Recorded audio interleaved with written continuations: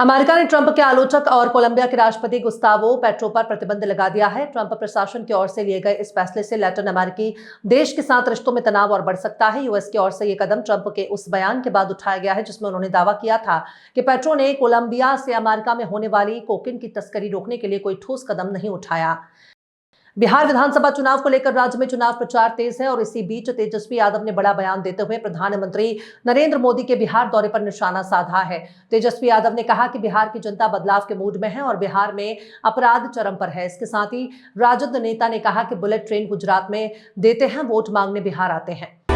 दिवाली से पहले सोने की कीमतों में जबरदस्त उछाल देखने को मिल रहा था और यहां 1,30,000 के आंकड़े तक पहुंच गया था। हालांकि कुछ दिनों से इसी पीली धातु की कीमतों में कमी देखने को मिल रही है। अगर आप सोने के गहने, सिक्के और दूसरी चीजें नहीं खरीदना चाहते हैं, साथ ही सोने में निवेश की योजना बना रहे हैं, तो आपको गोल्ड ETF में निवेश विकल्प के बारे में जरूर जानना चाहिए।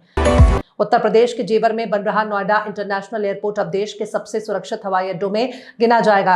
यहां अब अत्याधुनिक सुरक्षा तकनीक लगा दी गई है जिससे बिना अनुमति किसी भी वाहन या व्यक्ति का अंदर प्रवेश करना लगभग नामुमकिन हो गया है। एयरपोर्ट प्रशासन ने क्रैश रेटेड बालार्ड सिस्टम को सक्रिय कर दिया है जो किसी संदिग्ध वाहन को कुछ ही सेकंड में रोकने या नष्ट करने की क्षमता रखता है।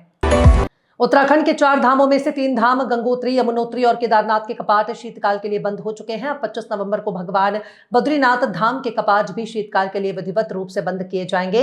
इसके साथ ही 4 धामों की शीतकालीन यात्रा का शुभारंभ हुआ। प्रदेश सरकार ने शीतकालीन पूजा स्थलों पर श्रद्धालुओं के लिए विशेष प्रबंध किए हैं ताकि तीर्थयात्री सर्दियों में भी दिव्य दर्शन और पूजा अर्चना का लाभ सुगमता से उठा सके। उत्तर प्रदेश की चंदौली सीट से समाजवादी पार्टी के सांसद वीरेंद्र सिंह ने यूपी विधानसभा चुनाव को लेकर बड़ा दावा किया है। उन्होंने कहा कि 2027 के चुनाव में समाजवादी पार्टी लोगों को नौकरियां देने के साथ पीडीए के अधिकारी और रक्षा करेगी और अखिलेश यादव बीजेपी की सत्ता को उखाड़ फेंकेंगे।